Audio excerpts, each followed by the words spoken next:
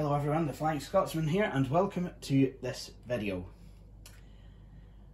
Now, recently, due to the rise in the number of cases of what the YouTube community has dubbed the human malware virus, certain restrictions have been reinstated.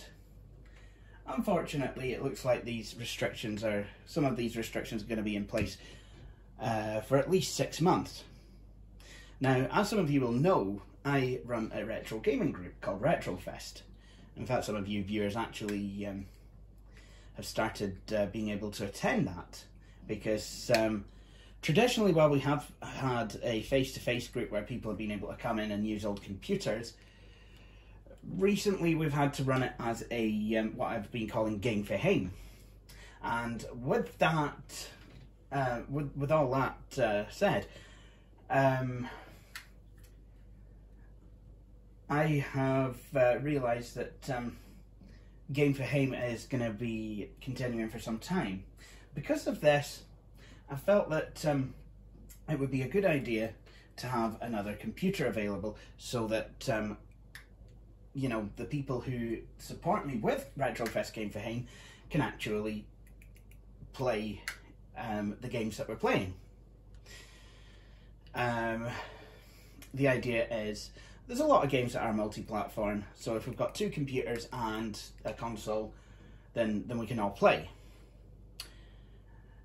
So, I have decided to upgrade my main computer, and the components that are in my main computer, I am going to be installing them into a new machine.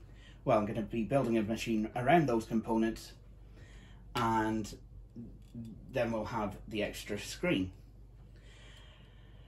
So, I'm not going to touch on what I'm planning to do in regards to that machine just now. That will be for a later video.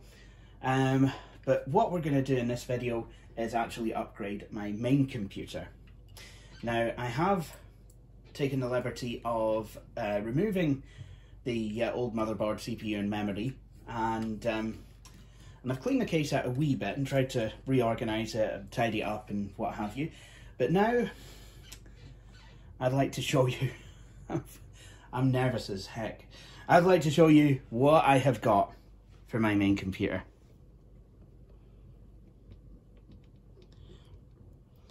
Wow, yeah. So, this is going to be my first main AMD build for my main computer since my 2006 custom build.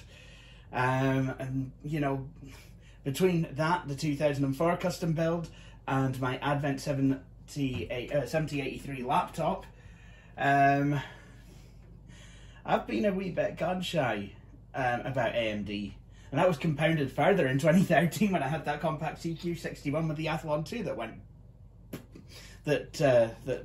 a bit bun fringe, as I like to say. So yeah, this is quite nerve-wracking. However, Ryzen is an architecture. It's well, the Zen architecture has really put AMD back at the forefront of CPUs. It's really, I mean, because for a long time, Intel were essentially going unopposed. Yes, of course, AMD were making CPUs. You had the Athlons, the Athlon 64s, and then the Phenoms, and what have you, and then on the lower end you had the APUs. Yeah, there were quite, a lot of problems, and basically Intel were basically able to just own the market, and I think the quality and the performance and what have you all just kind of stagnated. But then AMD has a new CEO. All I know about her name is Sue is in there somewhere. I think it's Sue. And she has turned the company around. So we have the Ryzen series of CPUs. We've had them now for a few years. My friend Jack of Jack's Variety channel, formerly IBM ThinkPad R51, he got a Ryzen. He got a first gen Ryzen, and you know, he loved it. Elmo3's got a Ryzen system. He's got a few Ryzen systems. So has Billy Core. So has Sansui 358. Quite a lot of people now have Ryzen systems, and in fact LGR did try and run DOS on one. So I'm going to build myself one. So what am I using? Well, I have, first of all, I have the heart of the system. This is the Ryzen 5 3600. This is a 3rd gen processor. Now, at the time I'm recording this video, it's the 9th of October. The Zen 3 architecture is now out. We have the Ryzen 5000 series, and they look to be quite good. But I've decided to go for a 3rd gen because, you know, I was able to get this quite cheaply, actually. I was able to get this for, I think, $174.99. It was from Currys, but they price matched Amazon. Box has been a bit biffed there and there. Hope it's all okay. But there you go. We've got the Ryzen 5. And these come with, I believe, a Wraith cooler. So the good coolers, actually. For memory, this is my first DDR4 build, and I've actually decided to go in. Go in hard, as it were. And I have a 16 gig kit. Not that much, I admit. You know, it's. But I mean, I don't really have much money, so I've got a 16 gig to be going on with. 16 gig kit to be going on with. I will probably upgrade that to 32 or something. It's Crucial Ballistics, 3200 megahertz RAM. And for the motherboard, well, guys, I've gone and I've gone and got something a bit special. This is the Asus Prime B550A motherboard. This has PCI Express 4, has USB 3.2, I think there's a couple of Gen 1 and a couple of Gen 2 ports. It has a chipset, which is good. It's got the AMD B550 chipset. It's quite a good board. I can't really read off of the box. Hang on, actually, I've got a magnifier around and what I'm talking about. So we'll have a quick read off the box, but I realise I've been talking for too long. We've not even started to bloody build the thing yet. Okay, so we have 2 USB 3.2 Gen 2 ports, 2 Type A, 4 USB 3.2 Gen 1 ports, 4 Type A, 1 D-sub port, 1 DVI-D port, 1 HDMI port, 1 Realtek RTL8111H 1 gigabit Ethernet port, 3 audio jacks, 1 PS2 keyboard/mouse combo port. For USB, we've got rear USB total 6 ports, 2 USB 3.2 Gen 2, 4 USB 3.2 Gen 1, front USB total 6 ports, 1 USB 3.2 Gen 1 header supports additional 2 USB 3.2 Gen 1 ports, 2 USB 2 headers support additional 4 USB 2 ports, graphics 1 D-sub, 1 DVI-D, 1 HDMI. Audio features Realtek ALC887 7.1 channel high definition audio codec, jack detection, multi-streaming, front panel jack retasking, supports up to 24-bit 192 kilohertz playback, audio shielding, which is good, LED illuminated audio trace path design, premium Japanese audio capacitors, dedicated audio PCB layers, chassis with HD audio include module in the front panel is required to support 7.1 channel audio output. That's fine. CPU AMD socket AM4 for 3rd gen AMD Ryzen processors. AMD B550 chipset, memory 4 DIMM, max 128 gig, DDR4 4400 overclock, 4000 overclock, 3866 overclock, 3600 overclock, 3466 overclock, 3200, 3000, 2800, 2666, 2400, 2133 megahertz, unbuffered memory, dual channel memory architecture, ECC memory, ECC mode support varies by CPU. Refer to www.asus.com for the memory OVI, QVI qualified vendor. QVL qualified vendor list. Can barely read this. Ethernet 1 Realtek RT L8 1111 gig Ethernet. Asus LANguard storage. Total supports 2 M.2 slots and 4 SATA 6 gig ports. 1 M2_1 slot key M type 2242 2260 2280 22110. Supports PCI PCI Express version 4.0 and 4 SATA modes and SATA modes. M.2 slot 2242 2260 2280. Supports PCI Express version 3.0 ×4 and SATA modes. Yeah. 4 SATA 6 gig ports with RAID 0, 1 and 10 support. Expansion slots, 1 PCIe 4.0 ×16 slots, support ×16 x16 modes, and 2 PCIe 3.0 x1 slots. So, there we go. That is the board, and it has auto sync for, you know, your RGB. So, let's have a look in the box then. Let's see what we have. Now, newest thing I've ever built is a Haswell. So this is going to be quite new. I mean, unfortunately, I'm not going to be able to put an M.2 SSD in there just for now. I'm going to have to stick with my SATA SSD. That's okay though. I have a couple of SATA cables. Nice. I have the main board, and this looks, it looks beautiful. It really does. Nice. Asus. Got 4 memory slots, which is good. And then if we look in here, I have we have screws and even standoffs. Really? Actually giving me standoffs? Wow, that is really nice. Thank you, Asus. Asus.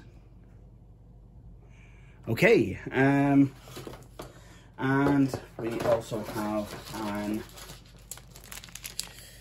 IO shield and a user manual with a CD-ROM. Nice. Excellent.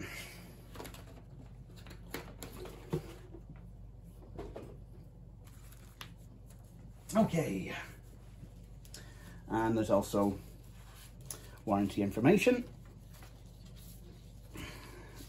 and a quick start guide, I think. So what I'm going to do now is I'm going to open up the motherboard, and what we'll do is we'll install the CPU and the memory on here. So yeah, that's quite good.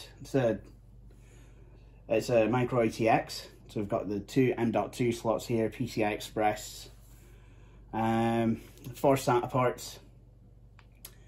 I think we've got USB 2. I think this supports trusted platform module as well, and we've got USB 3. Only got the one of those though, so that's yeah, that's something. So yeah, this looks quite a nice board. I do quite like the look of this board, actually.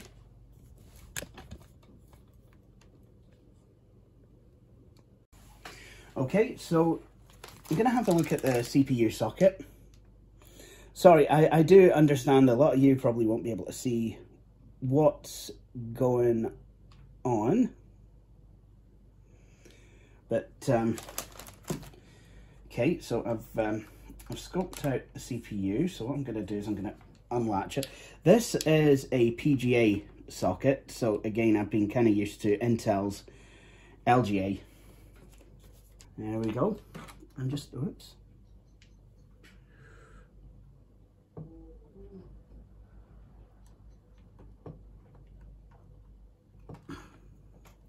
So, zero insertion, force, socket. There we go. The CPU is now installed. These memory modules feel very substantial. I got the CPU cooler installed. I took off the brackets. Right, so with DDR4 slots, I don't think you pull out the lower lever, you just do the top lever.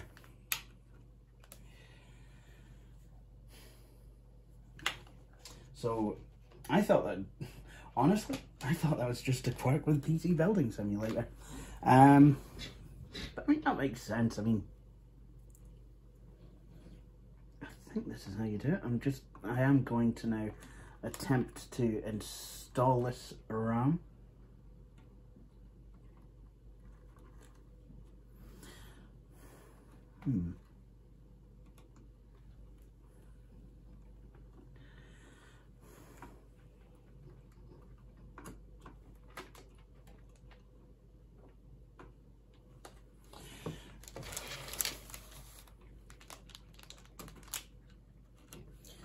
First of all, I'll try and install the one closest to the CPU.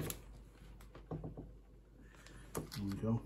I think I'm sure I should be able to.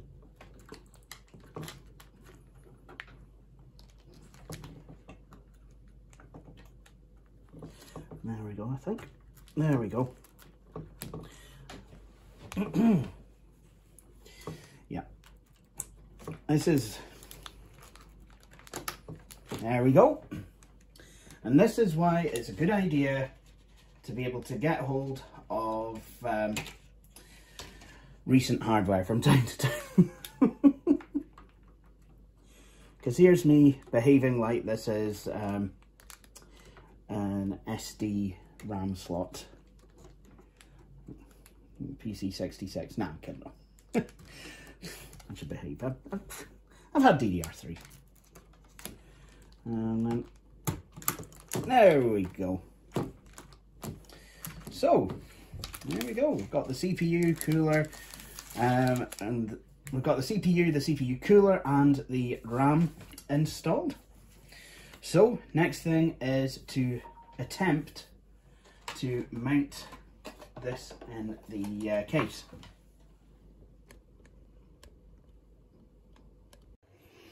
Okay, now I do apologise, this is a wee bit of a rat's nest. I'm very well aware of this. However, yeah, I just want to get it powered up, see if it all works. So, next thing I need to do is install the graphics card, and then I'll move it over there and connect it up and see if I can get it to post. So, we'll see you at the next part. Now, I should probably talk you through this setup. It's a bit untidy because the computer's away at the moment, but Izzy, in all of her generosity, bought me an L-Desk. Her and her mother did, actually. So that was very nice of them. And so I have obviously changed my setup for that, and it's quite a nice desk. I did have it set up so that I was using the shorter part of the L for my computer, but I reconfigured it last night so that my base unit can sit on these drawers, which are quite nice and solid. And also, I've dropped a clanger because before I put this machine on, what I was going to do, I was going to try and do some electric cabling management. So let me see if I can do that briefly. So these are a chest of office drawers that one at one time could purchase in Argos, but as is often the way with Argos, the minute I did purchase them, they stopped carrying them, which I thought was hell of a helpful, because you know, what if I'd have wanted another set? But yeah, if you want the world's flimsiest bookcase, they still have you covered. So what I'm gonna do is I'm just gonna feed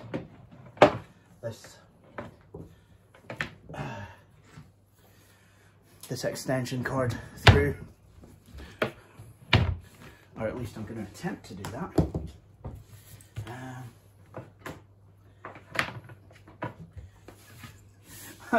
That's not wanting to come through the other end, is it? I can feel it, but got it. Oh, I've just pulled a muscle. That's good. Should have done my stretches.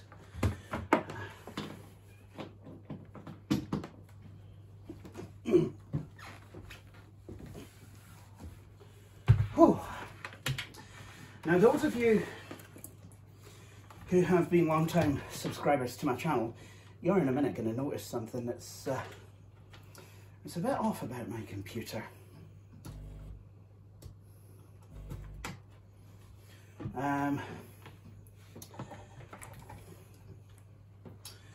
Right, but I'm going to keep you waiting to find out what it is that's not quite right about my machine. Right.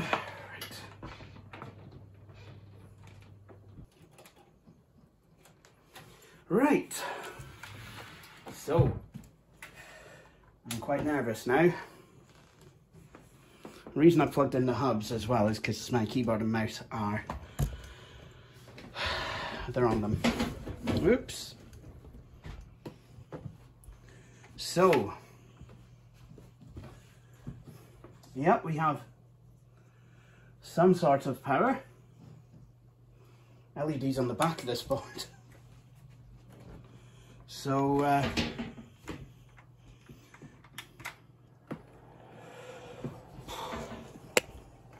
it lives, but does it post?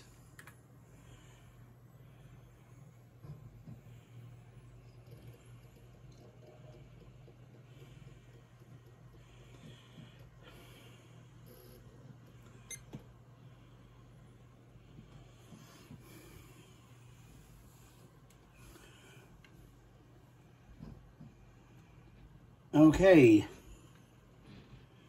that's not, oh,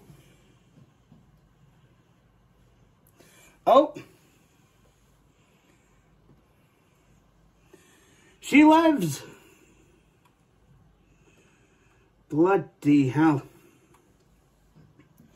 Right, I'm going to try that again, because I did not like that white screen.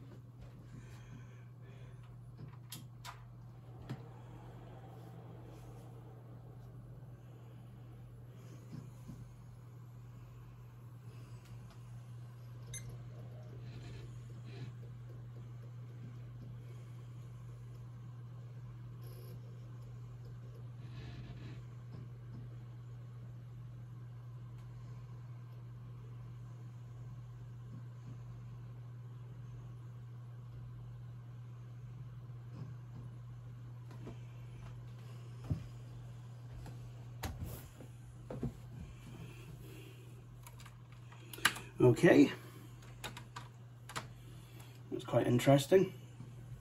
So here we are, we've got Asus Easy Setup Utility, apparently it's $339. Ryzen 5 3600 6-core processor, Crucial memory, And yeah, it's, well, it's the 10th. No, it's the 9th. Oh wait, no. 10th 09/2020, and the hour is 20:38. There we go.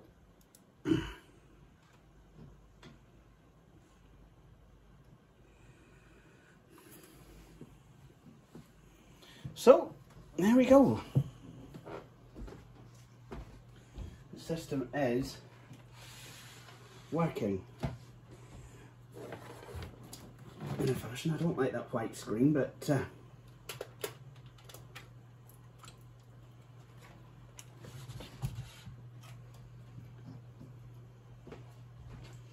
there we go. So here we are quite a bit later. Couple of things that I probably should explain. First of all, the white screen on boot that we were seeing, I think it turned out that it was an EFI firmware, an EFI quirk on my graphics card. I have an R7 360 that I threw in there. I just decided to try it, and it was fine. You know, even if the board did throw up a dire warning about how it did not support EFI mode, so it would need to be loaded into CSM. I then loaded the machine up in CSM mode with the RX 480 back in there, and that seemed to work. So what I did was I reconnected all the drives, got into Windows, the old installation, and I did something very stupid. I used ATI Flash to re-flash the graphics card's firmware. Now, this is not something I would recommend that you do, because, you know, you could quite easily brick your graphics card, and if you've bought something, you know, that's the equivalent of an RX 480, you know, it's hundreds of pounds worth of graphics card, you don't want to do that. So yeah, luckily mine has worked, and it does. You know, touch wood, the garbled screen at boot did seem to have gone away. So I have set the memory manually to 3000 megahertz. No, sorry, 3200 megahertz, and I have I've run 3D Mark. I mean, okay, it's a 2-year-old version of 3D Mark, but I've run that, you know, just to see what like it is, how good it is, how good, you know, just can the system run without going home and crying to its mother. I think it can. So yeah, that's pretty good. And what else?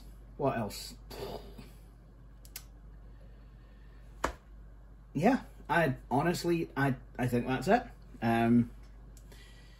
You know, so I've buttoned it back up, and you know, and I'm just installing a new version of Windows now. Obviously, you change your motherboard, that means you're gonna have to get a bloody key. But yeah, so I'd like to show you what I've done on the front of the system. I've obviously got the Ryzen case badge now, Ryzen case badge, and I'm down to one optical drive, folks, but that's because there's only 4 SATA ports on the board. But yeah, and it's up in the top as well. Would you look at that? It's actually up at the top. So I think there's we just gotta get Windows up and running now, and yeah, hopefully should start to notice some good old-fashioned speed.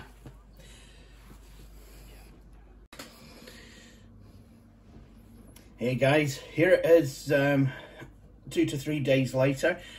I started the build on Friday the 9th of October.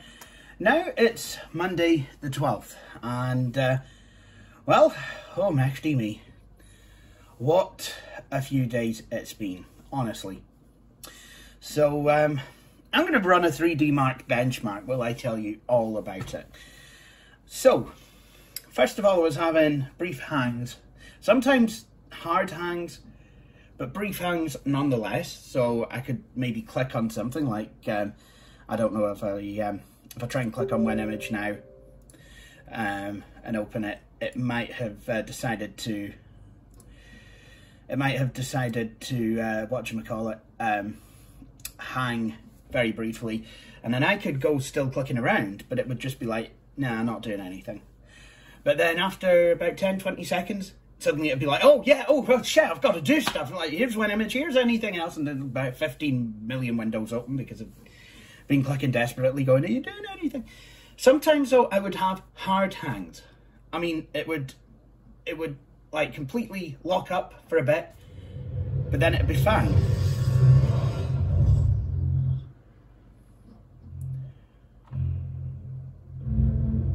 All right, okay, that's music. I don't want that. So, do I do this in full screen? No, I don't. Okay. Yeah, I was wondering what the hell was going on. So I thought maybe I would,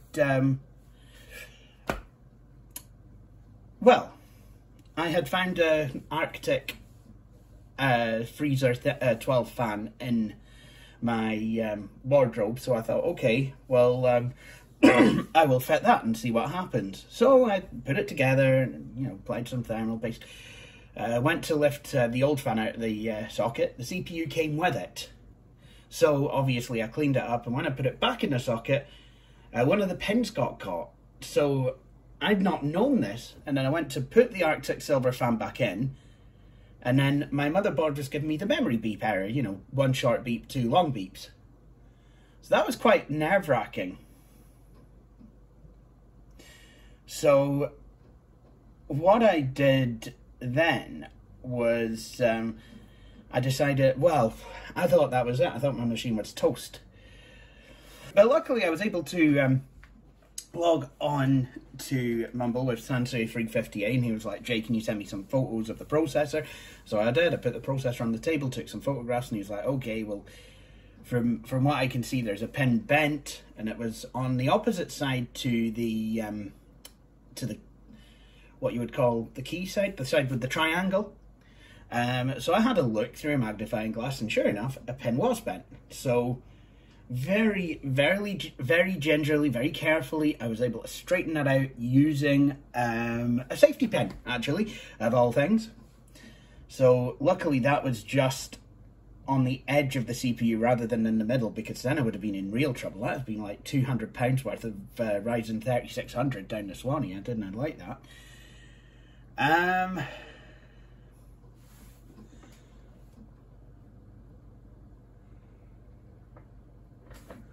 Okay, so that's... Test run was cancelled by user. Workload appears to be running in window mode. It invalidates the result. You don't say! No. That's not what I wanted.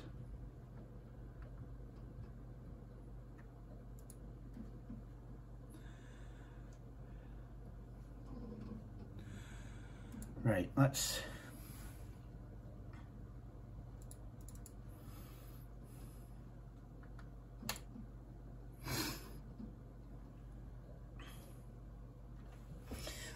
Let's see if I can actually run this again now.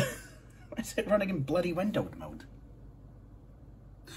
So anyway, I was able to gingerly, like, straighten out the CPU pin, you know, and just kind of checked any others, and just... Because there was, like, a couple of pins that weren't exactly right, but I managed to, you know, drop the CPU back into the socket, and it was it was all tickety-boo and what have you. So I paired everything back on and I was still getting the hangs. So I took out my trusty RX 480, put a 360 in, an R7 360. Still the same thing. So I went into the BIOS and I noticed there was a whole bunch of AMD go beyond the recommended overclock clock boost kind of settings. There we go, now we're running properly. So I decided to disable a whole bunch of those. I can't remember exactly what settings. We'll probably go through it.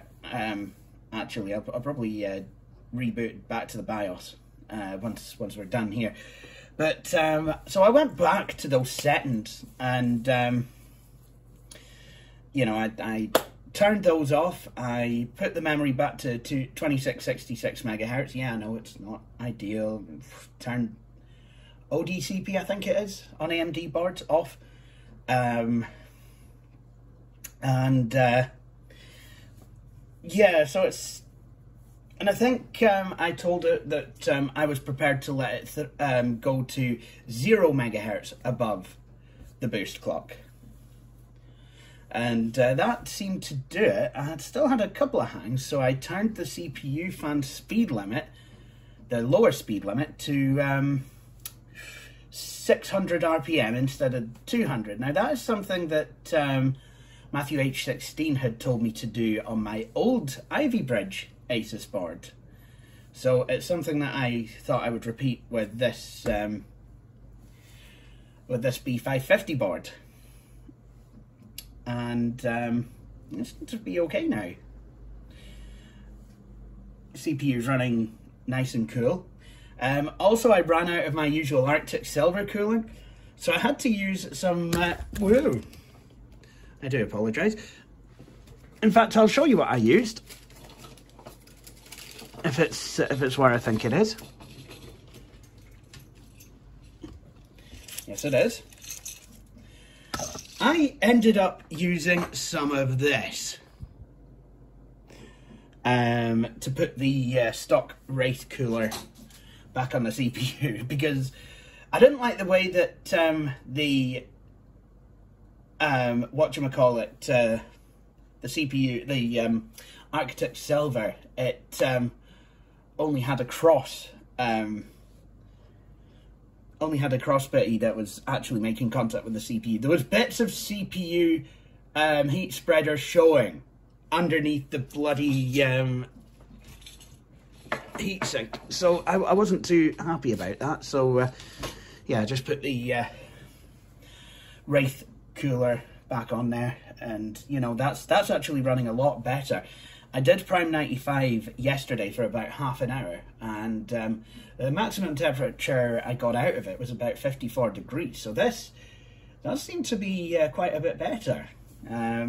Obviously I'll have to keep an eye, but yeah, it's I do plan to buy some Arctic Silver 5 though at some point, because I need it anyway. So that will be on my shopping list. So overall, what do I think of the board? I mean, Asus have said that if I was to review the board, I could be potentially in with a shout of winning something. So here goes. Well, I love the design of the motherboard. In fact, let's kind of show you through the computer's window. I'm sorry, I know that's not the best, but I like the design of the board. I like the fact that it's modern. You've got PCI Express 4. You have a couple of NVMe slots. There's a PCI Express X16 and an X1 slot. I'm not sure how Asus would do it, but I would personally like to see, well, not just on Asus, but on all motherboards, the PCI X16 slot set a wee bit back from other slots.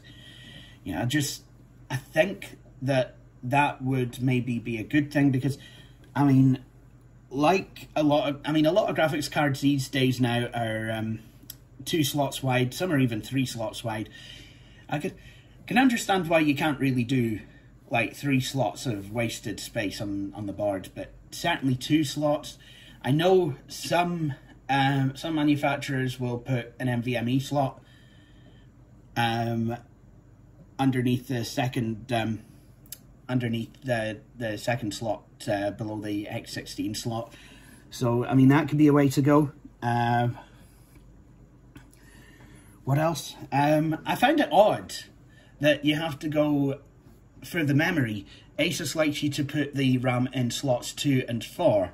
Now, LML3 did bring up a good point about that, actually. Because as it is, the cooler...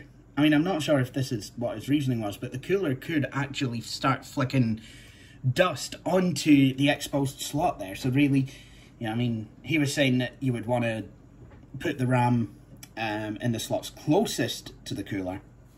And that would make sense, considering that they are 1 and 3. I don't understand why, you know, they like it to be in 2 and 4, but, oh well, I did it anyway. Anything for a quiet life. What else? What else do I like about the board? What else do I like? I like the I/O, pretty good. You've got 2 USB 3.2 Gen 1 and a USB 3.0 Gen 2, 3.2 Gen 2 set of slots, or, well, 2 3.2 Gen 2s for 3.2 Gen 1s. So you've got some nice I/O.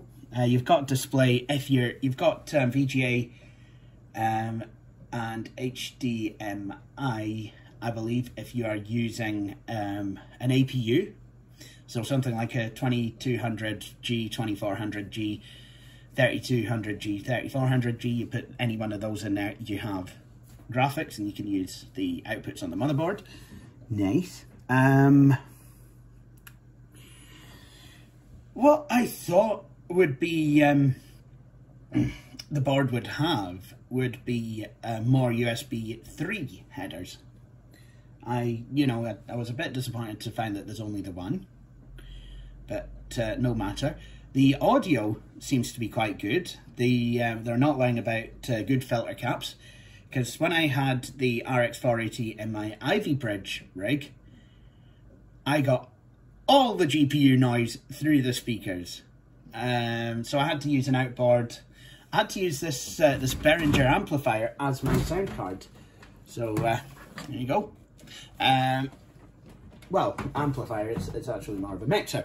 But yeah, I mean, that has the possibility of getting sound. What else? What else about the motherboard? I find the orange pulsating light. I'm not sure if you can see it. I found that to be a bit off-putting at first. Wasn't expecting that. That brings me on to the user manual. I found it a bit confusing. Wasn't the most informative document I've ever read. And I would recommend, if you're visually impaired, don't read the book. Download the PDF. You're better off downloading the PDF. Oh, Megdy me, you might actually be able to see it. So here's my 3D Mark score. Not the best, but not the worst either. So there you go. I guess I'm not using I guess I'm not using a blooming Threadripper and 2 1080 Ti Founder whatever, or 2080 Founders editions in SLI on this system. Couldn't SLI anything anyway. I couldn't even SLI a donkey. So let's go into the best. I don't know. It's been a rough weekend, guys. If you want to SLI your donkeys, it's illegal. At least in Scotland, it is anyway. Tell you, this video's been very informative for everyone. Come on, Asus, give me the prize. I've told people why porridge can lead to contention in Scotland, and now I've talked about how SLIing your donkey is illegal. Right. Okay. So we can see here the CPU VDDCR GPU voltages 1.34 volts. Motherboard temperature is 32 degrees. 44 degrees And that's, you know, after it's been running with 3D Mark. So let me have a look. Let me show you exactly what I've done. So Asus Performance Enhancement, this is exactly for what we've been doing.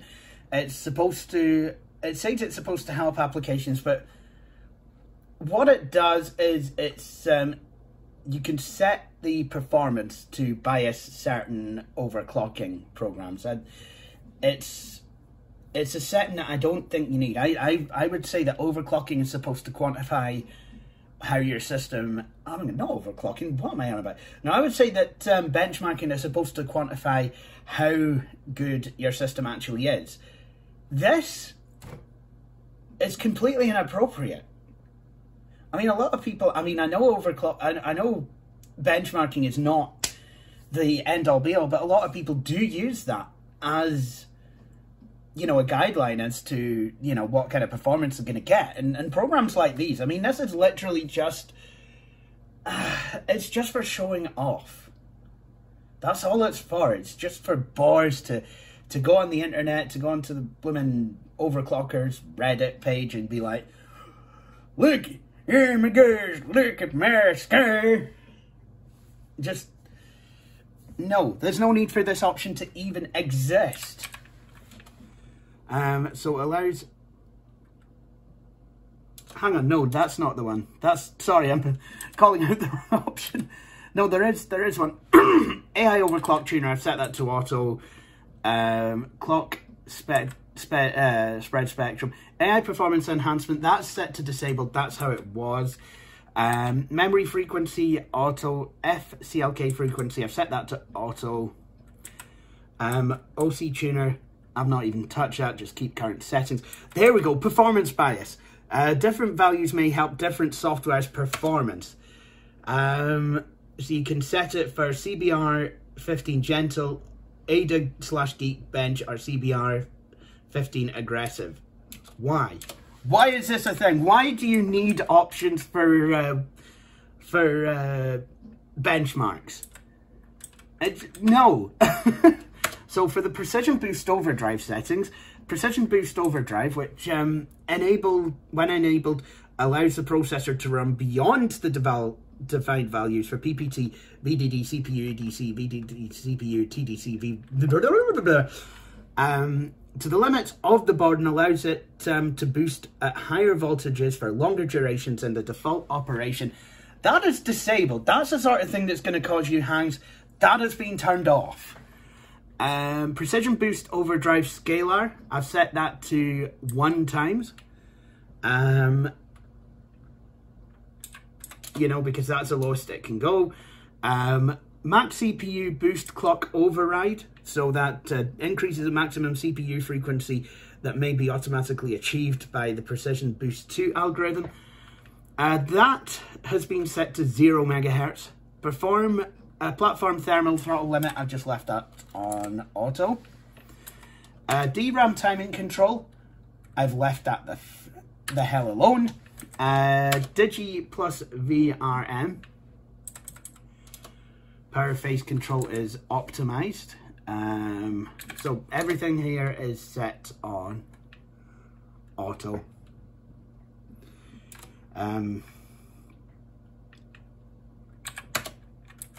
Let's see, CPU, core current telemetry, I didn't do anything with that, or the SoC current telemetry. CPU voltage, I've set that to auto. DRAM voltage, everything on here I have just left it to auto. So that's what I've done in the AI tweaker. So if I go into the advanced CPU configuration, all I did in here was enable SVM. That's usually disabled by default. I do virtualize stuff. I use VMs all the time. So SVM, I want that on. And probably so do you too, even if you don't use VM. A lot of UWP apps do use some sort of Hyper-V, as far as I know. I'm not sure. AHCI mode for SATA, all that I've left alone. Onboard components, onboard devices configuration, HD audio controllers enabled, all that, that's absolutely fine. Everything's on. APM.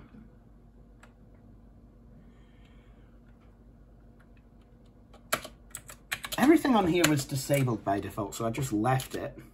PCI subsystem, USB configuration, yeah, all that's fine. Network stack, disabled. You can have a look at the HDD SSD smart configuration. And this lot, I've left well alone. Now for the monitor, last thing I did was went into QFan configuration, and what I did was I set the CPU fan speed lower limit to 600 RPM.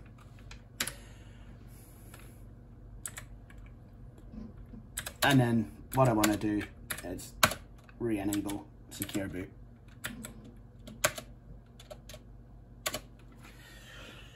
So that is all what I've done in the BIOS to set my computer up.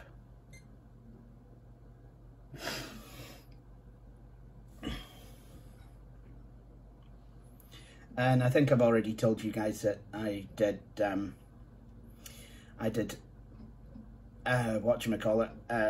the GPU's firmware, or just reflashed it. Also, actually, for this GPU, I did set it so that, set the board so that it was UEFI and CSM, so compatibility mode. So there you have it. This is my new 2020 custom build system. I hope it continues to be okay. The optical drive now lives up at the top. I did manage to make that so it would work. I would like to put a card reader in here somewhere and get some USB hubs, some newer ones. And while I was in there, I did clean out the case somewhat, so should be a wee bit nicer. So I could put the fan's LEDs on. These are very subtle, actually. You barely know that they're on. In fact, I think you can see it more on camera than you can in real life. But yeah, so there you go. My 2020 custom build. My first AMD system in a long time. And I've got to tell you, I'm a wee bit gun shy because let me show you the only truly reliable, never caused me even a single problem AMD system I have ever had. That's a Pentium 2. That's a Pentium Overdrive. That's the one. It's a Compaq Presario 2240. That thing's got a K62. And it's basically... I mean, I know it might be designed quite weird, but the reliability on that thing is Volvo 240 with a Nokia 3310 as a car phone. Reliable. That is... I'm surprised it wasn't... I'm surprised Compaq at that point weren't being taken over by a Scandinavian coup or something, you know? Just... Yeah. So that's why in 2007 I went screaming with my tail between my legs back to Intel. And I'd been there ever since, until Friday. So, apart from, you know, when I was given that HP era Compaq CQ61 machine that promptly overheated and then died. That system caused me so many bloody problems. Which again, so I went back to Intel and Dell actually for my laptop. Oh, mercy me. Anyway, so I'm hoping this system will actually do what I need of it. I have been gaming on it last night since I dialed in those settings, and I've been doing all kinds of things. Not edited a video. This will probably be the first video I do edit on here. What else have I done? What else should I do? I've been chatting on Mumble. I've just been installing stuff really, and I did write up a small Word document yesterday afternoon and print it out, and that was absolutely fine. Probably need to have a go at putting some music onto mine iPod. But yeah, no, everything apart from oh yeah, and I've copied video material. I've done some file copying from my iPhone. So there you have it. Anyway, thank you for watching this video. What I'm going to do next is I'm going to wait for Asus to bring out a BIOS update, and I'll download it and then install it. But until then, thanks for watching this video. Cheery bye.